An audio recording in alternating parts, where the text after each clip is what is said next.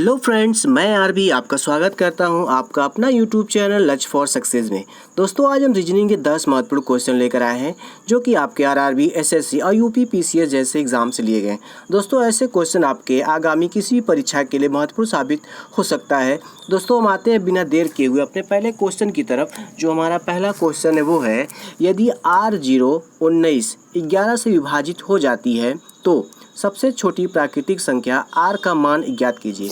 दोस्तों, आपको बताना है ये जो आपका दिया गया है ये वाला हिस्सा, इसमें से R0 19 11 से विभाजित हो जाती है तो आपको यहाँ बताना है कि जो आपका R लिखा हुआ है यहाँ पे आपकी कौन सी प्राकृतिक संख्या होगी, ये आपको बताना है।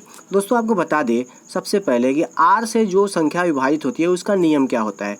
अब दोस्तों बता दें, यहाँ पे जो लिखा हुआ R0 19, तो यहाँ पे क्या होता है कि R से जो संख्या विभाजित होती है उनके पहले और तीसरे, दूसरे और चौथे जो आपके नंबर्स होते हैं उनका योग जो कि योग का अंतर जो कि 0 आना चाहिए। जैसे यहाँ पे R और 1 0 और 9, या इनका जो अंतर होगा वो हमारा 0 होना चाहिए। जैसे मान लीजिए कि यहाँ पे R की जगह अगर हम 9 रख दें और आपको यहाँ पे 9 लिखा हुआ है तो 9 और 1 ये 10, यहाँ पे आप 10 रख देंगे।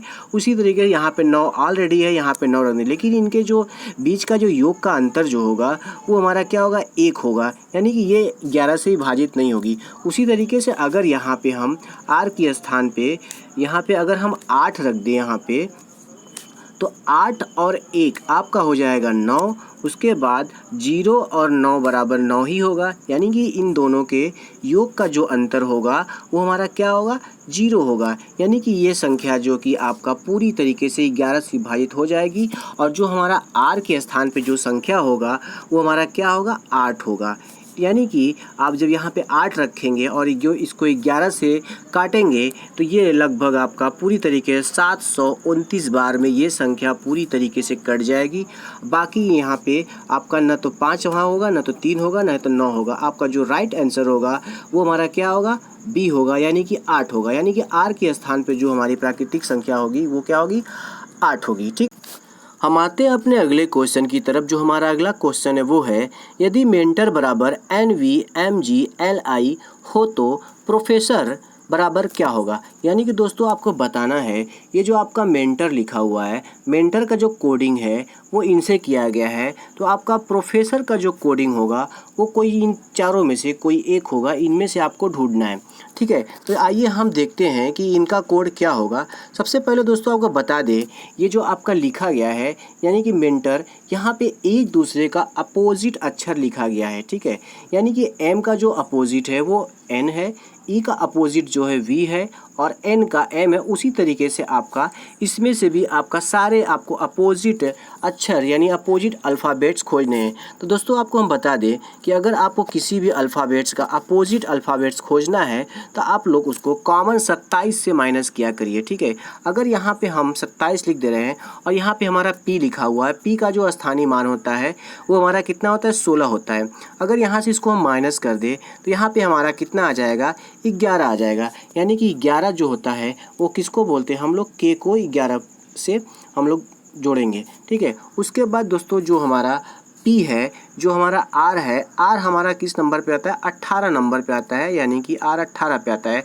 अब उसी तरीके से अगर हम 27 में से 18 माइनस कर देंगे तो आपका कितना बचेगा, आपका यहाँ पे 9 बचेगा। ठीक है, उसी तरीके से आपका जो 9 बचेगा यहाँ पे यानी K और 9 हमारा होता है I। उसी तरीके से अगर हम यहाँ पे O देखें तो यहाँ पे 27 में अगर O माइनस करेंगे यानी 15 होता है और 15 में आप माइनस करेंगे तो आपको यहाँ 2 बचे, यहाँ पे 1 बचेगा, यानी कि 12 होता है। अब 12 क्या होता है, वो हमारा क्या होता है, L होता है। उसके बाद अभी देखते हैं कि यानी कि KIL यहाँ पे 2 में आपका चल रहा है, यानी कि ये तो आपका रन आउट हो जाएगा, ये भी आपका हेड विकेट हो जाएगा। अब कंपटीशन इन दोनों में है, देखते हैं कि अगला कौन सा आता है। उसके बाद दोस्तों आपका जो F होता है, अगर हम 27 यहाँ पे लिखते हैं और 27 में से आप यहाँ पे F 6 माइनस करेंगे तो आपका कितना आएगा, 21 आएगा। और 21 यहाँ पे बचेगा तो 21 किसका मान होता है, यानी यू को जो हम लोग 21 यू जो हमारा होता है वो हमारा 21 नंबर पे होता है। और यहाँ पे हम क्या लिखेंगे, यू लिखेंगे। अगर यहाँ पे देखें KILU जो कि आपका ऑप्शन नंबर बी में दिखता है, यानी कि इस प्रश्न का जो आंसर होगा वो हमारा क्या होगा, बी वाला होगा। ठीक है, इसी तरीके से आप आगे भी इसका लगा सकते हैं और चेक कर सकते हैं पूरी तरीके से। हम आते हैं अपने अगले क्वेश्चन की तरफ। जो हमारा अगला क्वेश्चन है वो है प्रतीकों के उपयुक्त सेट का चयन करें। यानी दोस्तों आपको बताना है ये जो हमारा प्रतीक दिया गया है, ये जो चिन्ह दिए गए हैं, इनमें से कोई एक सटीक प्रतीक चिन्ह का आपको यूज़ करना है। आपका आंसर जो कि यहाँ पे 90 लाना है, ये आपको करना है। तो चलिए हम देखते हैं कि यहाँ पे किस चिन्ह का उपयोग होगा और आपका आंसर 90 आएगा। सबसे पहले दोस्तों अगर हम यहाँ पे देखें, पहले वाले में यहाँ पे आपका डिवाइड दिया गया है। अगर यहाँ पे डिवाइड रखते हैं तो आपका 19 में 10 डिवाइड नहीं होगा, यानी कि ये वाला तो नहीं होगा, यानी ये तो गया। उसके बाद दोस्तों दूसरे में अगर हम देखें बी वाले में, तो आपका दूसरे नंबर पर डिवाइड रखा गया। अगर यहाँ पर भी हम डिवाइड रखते हैं तो भी आपका 3 में 19 का नहीं जाएगा, यानी कि ये भी आपका हिट विकेट। उसके बाद आपका तीसरा आएगा, तीसरे में भी आपके इस नंबर भागा रखा गया, यानी यहाँ पे भी नहीं जाएगा। अगर हम चौथे की बात करें तो चौथा अगर हम यहाँ पे देखें तो यहाँ पे आप गुणा रख दीजिए और यहाँ पे आप प्लस कर दीजिए और यहाँ पे आप माइनस कर दीजिए। अगर यहाँ पे हम 3 का 27 में अगर आप गुणा करते हैं तो आपका आएगा 81। ठीक है, उसके बाद 81 में आप 19 अगर प्लस करते हैं तो आपका आ जाएगा टोटल आपका 100, यानी 100 आ जाएगा। और 100 में आप यहाँ पे माइनस आप 10 करेंगे तो आपका जो आंसर आएगा वो राइट आंसर आएगा 90। यानी कि इस प्रश्न का जो आंसर होगा और सटीक चिन्ह का जो यूज़ होगा वो हमारा किसका होगा, डी वाले को होगा, यानी कि डी आपका आंसर जो है राइट होगा। ठीक है, हम आते हैं अपने अगले क्वेश्चन की तरफ। जो हमारा अगला क्वेश्चन है वो है यदि 3 संख्याएं 2:3:5 के अनुपात में हो और उनके योग का दोगुना 100 हो तो तीनों संख्याओं में से सबसे बड़ी संख्या का वर्ग क्या होगा। यानी दोस्तों आपको बताना है यहाँ पे ये जो हमारा अनुपात दिया गया है इनका योग जो है जो भी हो, लेकिन उनका अनुपात का योग का जो कि दोगुना आपका 100 है, यानी कि उनका अगर दोगुना 100 है तो जाहिर सी बात है वो संख्या क्या होगी, वो हमारी 50 होगी। यानी कि उसका आधा, 100 का आधा जो होगा वो हमारा 50 होगा। अब यहाँ से आपको इन अनुपातों का निकालना है कि ये अनुपात में कौन कौन सी संख्याएं हैं। तो आपको क्या करना है, यहाँ आप 50 लिख लेंगे। अब यहाँ पे आपको गुणा कर देना है। अब यहाँ से एक एक नंबर देके आप भागा डालिए। ठीक है, अब यहाँ पे 2 लिख दीजिए। अब यहाँ पे आपको इन सब का जो योग है आपका 10 आएगा, वो 10 यहाँ पे लिख दीजिए। अब यहाँ से अगर हम 10 से 50 को काटेंगे तो 5 बढ़ जाएगा। अब 5 का गुणा 2 में करेंगे तो हमारा 10 आएगा, यानी कि ये 2 जो हमारा है वो 10 से बिलोंग करता है। ठीक है, उसके बाद अगर हम यहाँ पे 3 रख दे, यानी कि आपका यहाँ पे आपका 50 हो जाएगा और यहाँ पे गुणे हो जाएगा 3 हो जाएगा, यहाँ पे 10 हो जाएगा। उसी तरीके से अगर हम यहाँ पे इसको काटें तो ये 5 हो जाएगा और यहाँ से आपका आंसर 15 आ जाएगा, यानी जो 15 बिलोंग करता है वो 3 से करता है। उसी तरीके से अगर हम यहाँ पे 50 रख दे और यहाँ पे आपका 5 रख दे और यहाँ पे 10 रख दे तो ये आपका हो जाएगा 5 और यहाँ पे हो जाएगा 25, यानी कि ये जो आपका 5 बिलोंग करता है ये 25 से करता है। यानी कि हमको पता चल गया कि वो संख्या हमारा क्या होगा, 10 होगा, 15 होगा और हमारा क्या होगा, 25 होगा। अगर इन तीनों को अगर हम जोड़ दें दोस्तों तो आपका कितना आएगा, 50 आएगा और इनका दोगुना क्या आ गया, आपका 100 आ जाएगा। लेकिन यहाँ पे ये पूछा है कि इनमें सबसे बड़ी जो संख्या है उसका वर्ग क्या है। तो जाहिर सी बात है कि सबसे बड़ी संख्या इसमें 10, 15 और 25 में सबसे बड़ी संख्या कौन सी है, वो हमारी 25 है। और 25 का वर्ग क्या होता है आपका, 625 होता है। यानी कि इस प्रश्न का जो आंसर होगा वो हमारा सी होगा, यानी 625 आपका इस संख्या का वर्ग आएगा। ठीक है, हम आते हैं अपने अगले क्वेश्चन की तरफ। जो हमारा अगला क्वेश्चन है वो है पहली जोड़ी में दिए गए शब्दों के समान विकल्पों में से सही शब्दों का चयन करें।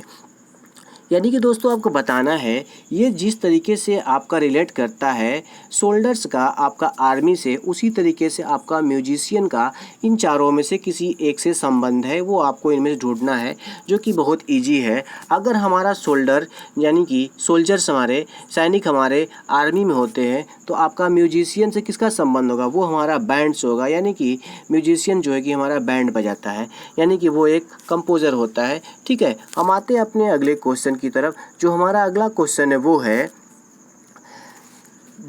आपका दिया गया है 52, 54, 56 इतना इतना इतना जो भी हो और 57 का बहुलक बताएं। यानी कि आपको बताना है ये जो इतनी संख्याएं दी गई हैं इनमें आपका सबसे ज़्यादा बार कौन सी संख्या आई है, उसी को हम लोग क्या बोलते हैं, बहुलक बोलते हैं। यानी कि जो संख्या सबसे बड़ी हो और सबसे ज़्यादा बार आई हो उसे हम लोग क्या बोलते हैं, बहुलक बोलते हैं।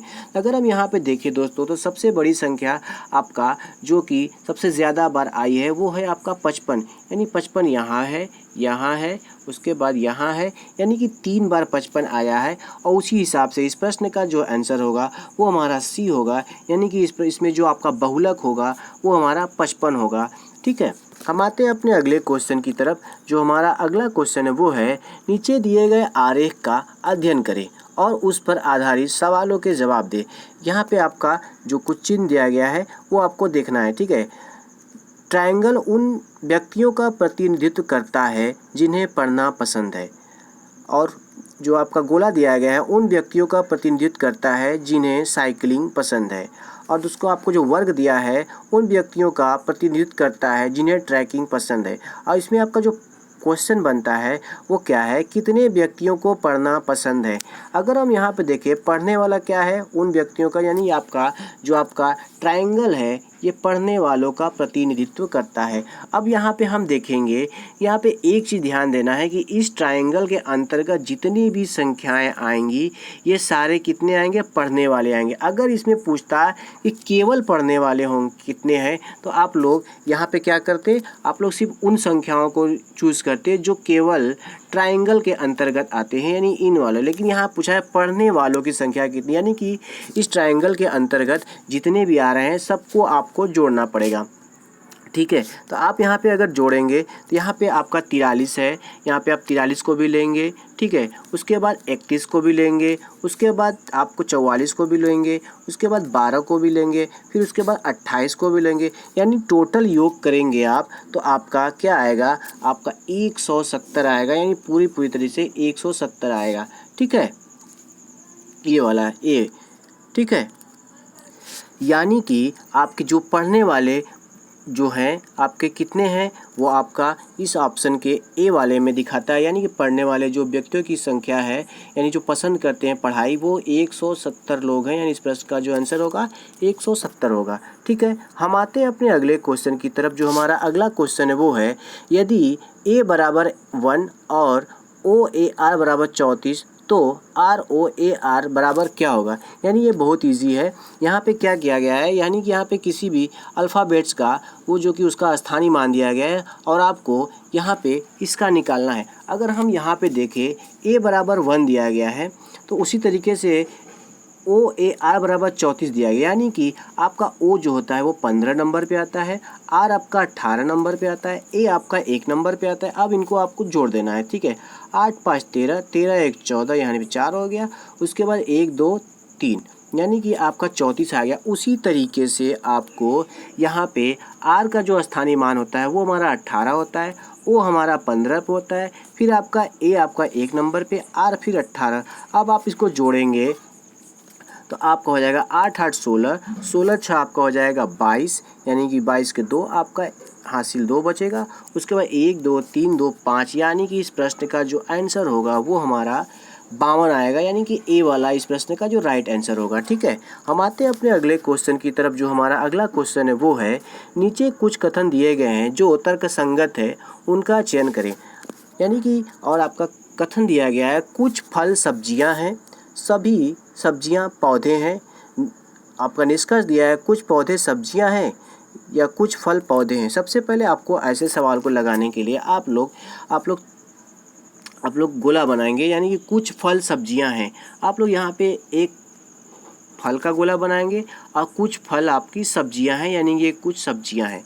उसके बाद बोलता है सभी सब्जियां पौधे हैं, यानी आपका ये फल हो जाएगा, ये आपका सब्जी हो जाएगा और सभी सब्जियां आपके क्या हैं, पौधे हैं, यानी इनके अंतर्गत आएंगी ये कौन, पौधे। ठीक है, यानी कि इसको हम पी से कर देंगे। अब यहाँ पे जो आपका निष्कर्ष बोलता है कुछ पौधे सब्जियां हैं, बिल्कुल, यानी कि यहाँ पे जो आपका ये जो कुछ पौधे हैं ये वाला भाग आपका कुछ तो है सब्जियां हैं, कुछ फल पौधे हैं, हाँ कुछ फल भी पौधे हैं। यानी कि इस प्रश्न के हिसाब से अगर हम देखें तो आपका ए और दोनों तर्क संगत होता है, यानी कि सी वाला जो हमारा है वो आपका दोनों है, यानी कि वो कुछ अगर पूछता है तो वो राइट होता है, कुछ वाला हमेशा राइट होता है। और इस हिसाब से आपका जो आंसर होगा ए और दोनों तर्क संगत है। ठीक है, हम आते हैं अपने अगले क्वेश्चन की तरफ। जो हमारा अगला क्वेश्चन और आखिरी क्वेश्चन है वो है प्रश्नवाचक स्थान पर उपयुक्त संख्या का चयन करें। यानी दोस्तों आपको बताना है ये जो आपका क्वेश्चन मार्क है यहाँ पे कौन से नंबर्स आएंगे ये आपको बताना है। दोस्तों ऐसे सवालों को लगाने के लिए आप लोग लेफ़्ट से राइट भी जा सकते हैं और टॉप से बॉटम भी आ सकते हैं। ठीक है, तो हम देखते हैं कि इनमें कौन सा मेथड लगाया गया। अगर हम यहाँ पे गौर करें यहाँ पे तो आपका यहाँ पे देख रहे हैं राइट साइड में 17 लिखा हुआ है, 45 लिखा हुआ है, क्वेश्चन मार्क है, यहाँ पे क्या आएगा ये आपको बताना है। अगर यहाँ पे हम गौर करें दोस्तों तो आपका अगर हम 4 है, अगर 4 का स्क्वायर करें तो आपका 16 आता है और 1 का स्क्वायर 1 ही होता है, यानी कि 16 1 17, यानी कि यहाँ पे प्लस 1 बराबर 17 कर दिया गया है। उसी तरीके से अगर हम 3 का स्क्वायर करें तो आपका 9 आएगा और 6 का स्क्वायर करें तो आपका 36 आएगा, यानी कि इनको जोड़ दिया तो आपका हो जाएगा 36 और 9 बराबर 45 हो जाएगा। ठीक है, उसी तरीके से अगर हम यहाँ 5 का स्क्वायर करें तो 25 आ जाएगा और 2 का स्क्वायर करेंगे तो आपका 4 आ जाएगा और इन दोनों को अगर हम जोड़ देंगे तो आपका 29 आ जाएगा। और यहाँ पे उसी तरीके से ये जो क्वेश्चन मार्क है यहाँ पे जो नंबर्स आएंगे वो हमारा क्या आएगा, सी वाला आएगा, यानी 29 आएगा, यहाँ पे 29 आएगा। यानी कि सारे संख्याओं का वर्ग निकाल के उन वर्गों को आपस में जोड़ दिया गया है और यहाँ पे उनको रख दिया गया है। ठीक है, अगर दोस्तों हमारा आपको क्वेश्चन अच्छा लगे तो लाइक करें, सब्सक्राइब करें और शेयर करना न भूलें। धन्यवाद।